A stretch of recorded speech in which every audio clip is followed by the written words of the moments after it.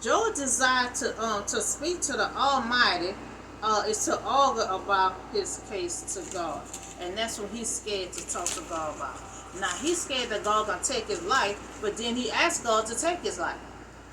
So now all three friends, stated that Job sinned to turn to God and his problem would go away. So now Job finally word to his friends, as surely as God live, who has denied me justice, because he did a request to God. God denied it because God have a plan for his life. God didn't ready for him to be gone yet. God didn't allow him to go through all that pain and suffering for nothing. The Almighty who had made my life bitter. As long as I have life within me, the bread of God is in my nostril. My lip will not say anything wicked, and my tongue will not utter lies. That's one thing he was doing. In his bitterness and his miserable, he was making sure that he did not say the wrong things about God, because he was saying God can take his life. So that's the one thing he was trying to keep intact. That he still was saying good things about God. So I will never admit that you are in the right. Now he talking to his friends. Now all of them had their little input that they had to say. He's talking about he all has sinned. They figure, talk to God. All your trouble will go away. So he said, I will never admit that you are in the right until I die.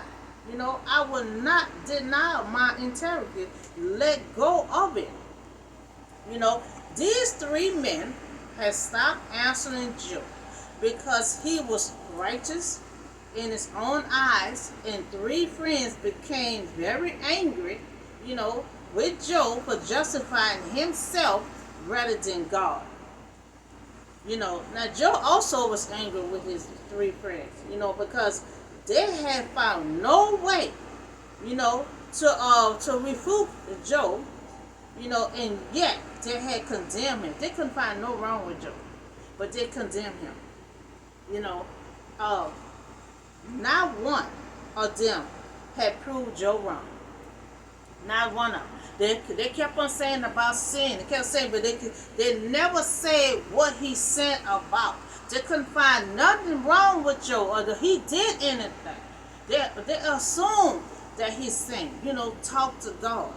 They proved nothing about Job, but they condemned Job. Job was not.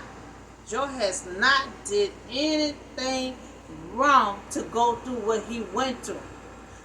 God was testing his faith. So I will come back later when God speak. So God will speak. God will have a word with those three friends. He will have a word with those three friends. And then later on, you know, um, all that pain and suffering that he went through, he ain't gonna go through in vain. That's why God did not take his life. Because God was not done with Job yet. God had a plan for Job's life. He allowed Satan to do that, and God was testing his faith. And since he won the prize. He won a reward. He won a reward from beating Satan.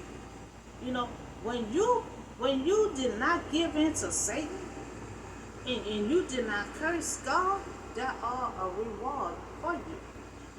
He thought everything was in vain. He said, I don't have anything no more. I don't have no children, no wealth. I don't have anything. This is my request, God. Just crush me. Just take my life. I don't have nothing. But God knew what he had for Job.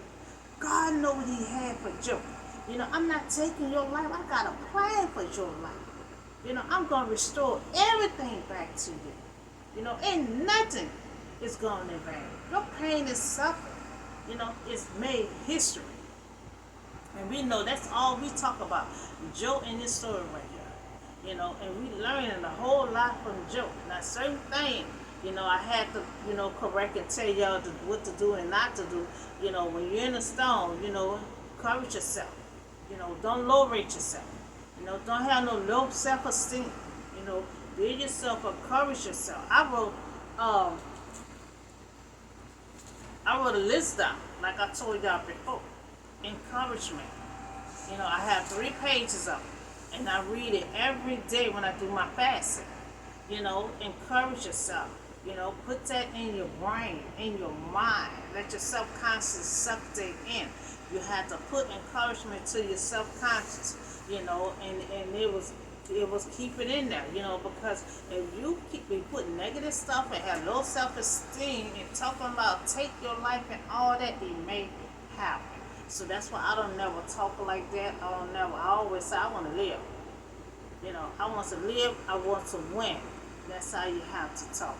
And sometimes it's gonna take a long time there because you long as you is staying in the race and you fighting along with God, you're never giving up, never giving in, you're gonna constantly have the devil on your back to try to make sure you don't get to where you're trying to get to. And that's why the devil was still on Joe back. Joe just kept on. And see, when God see that Joe have enough, then the devil don't have no church but back off and the shield gonna be right back over Joe. You know, because after he done passed his test, he have a reward afterwards. You know, so that's all the word that I have for you on today. Oh, and we also talk about affirmative action in a mission program. We talk about that. You know, I want to restore affirmative action policy.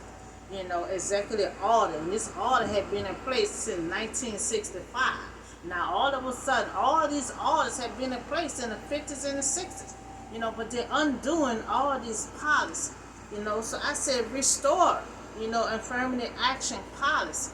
You know, executive order to affirm equal opportunity for all qualified persons to enter any school, you know, to ensure all applicants and employees are treated equal regardless of their race and their color.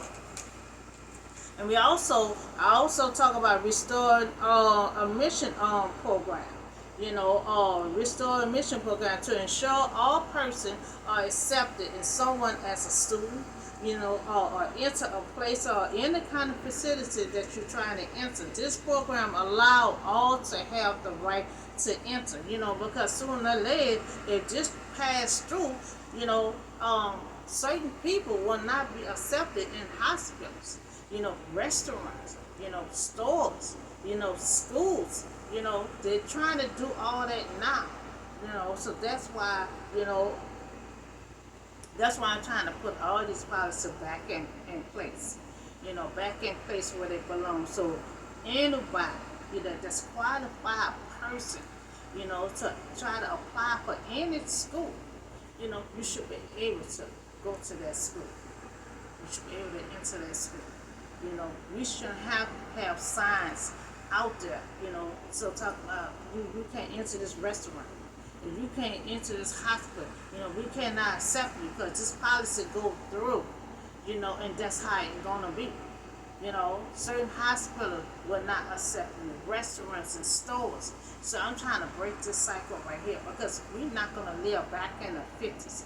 You know, I'm restoring these policies here, you know, to ensure us equal opportunity. You know, so that's all the words and the news I have for you on today. Y'all have a blessed 4th of July weekend. Y'all be safe at the Essen. And I see y'all on the next video.